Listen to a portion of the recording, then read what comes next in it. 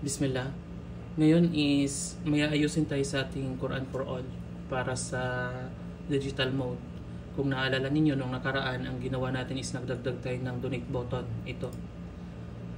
So, itong Quran for All, para sa hindi nakakaalam, is separate version siya ng ating Quran Tagalog. Ang Quran for All, nandito lahat ng mga advanced features gaya ng Salatime at yung ating Quran Assistant, kung saan pwede ka magtanong sa kanya. AI ang sasagot sa mga katanungan ninyo patungkol sa mga verses na hindi nyo maalala. So ang AI yung maghahanap kung saang verses yung tinutukoy ninyo. So ngayon, ang gusto nating ayusin is dito sa digital mode natin, sa Musaf mode. Kung mapapansin ninyo, nasa edge siya, nasa pinaka-top siya ng screen. So ang gusto natin mangyari ay atin siyang ilalagay dito sa gitna. So inshallah, ayusin natin to.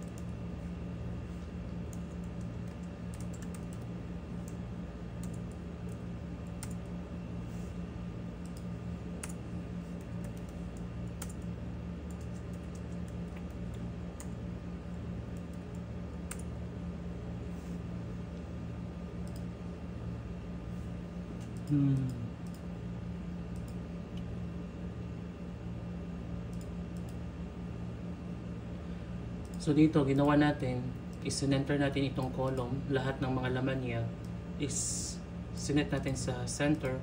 Pero kahit nung atin nang nirestart yung app is nagpe-persist pa rin siya na doon siya sa top.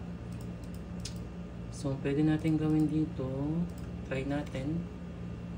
Mag-add tayo dito ng widget. Container.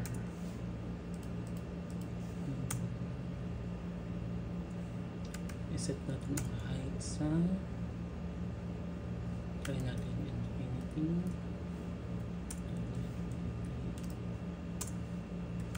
Width.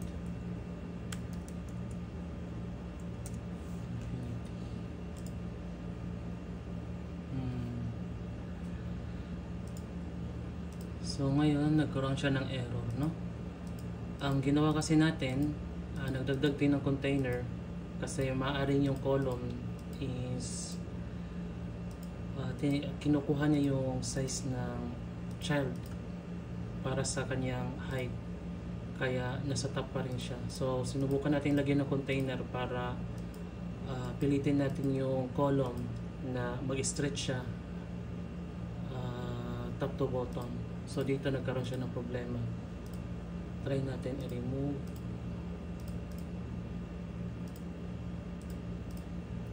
Restart natin ulit. So problemado yung ginawa natin una.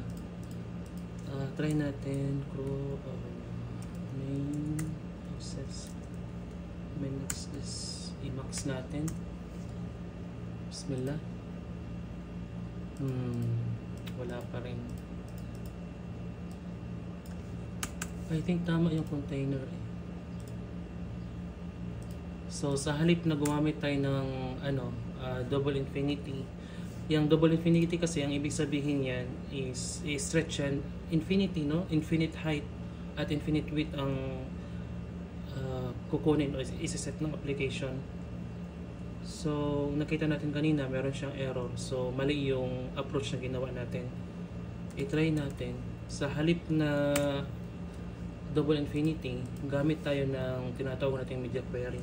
Yung media query na yan is ikino-consider niya yung actual size ng screen, yung height niya at width. So titingnan natin kung maayos natin.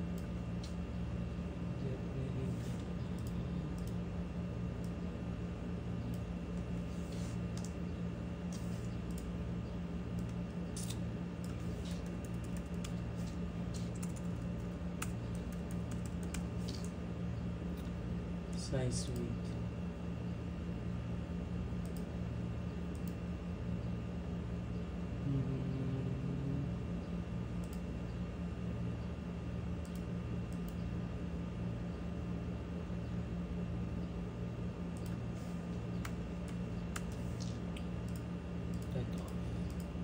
So dito sinasabihan natin ang widget na ito o yung application na yung width, ang kunin mo is kung ano yung actual width ng ating device.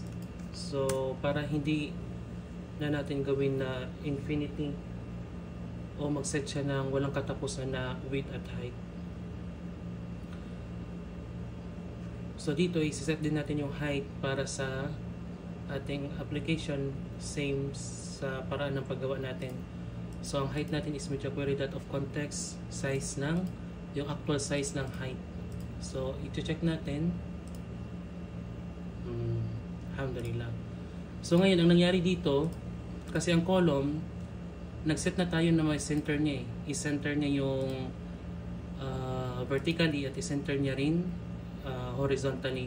Pero nasa top pa rin siya. Bakit? Kasi itong column is hindi siya nag-stretch from top to bottom. So ang kailangan natin gawin, ang ginawa natin, naglagay tayo ng container para nang sa ganon is mapilit itong column na i-take niya ang sinet natin na width at height para sa container na ito.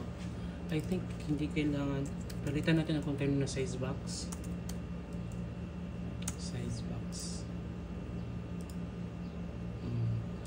So same pa rin. Mas mainam na gamitin ang size box kasi ang size box is widget siya na i-design para lang talaga sa papa-stretch no ng mga widgets para sa height at width. So dito makikita natin nasa gitna na yung mga sura. So mas maganda siya kaysa doon sa nakalagay lang siya sa top.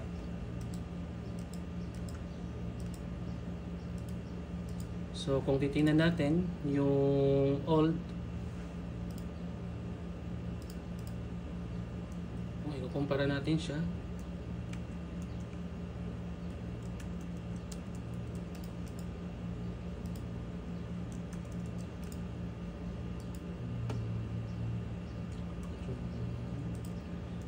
ibabalik natin siya sa una ha.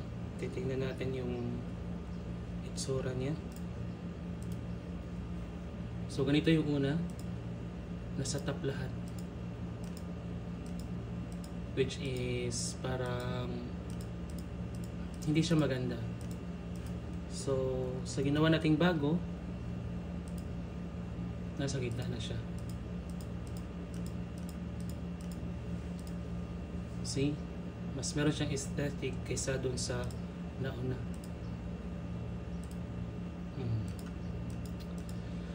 So hanggang dito muna inshallah. Abangan ninyo sa ating page yung mga update na gagawin natin sa ating mga application inshallah. Eid Mubarak. Assalamualaikum warahmatullahi wabarakatuh.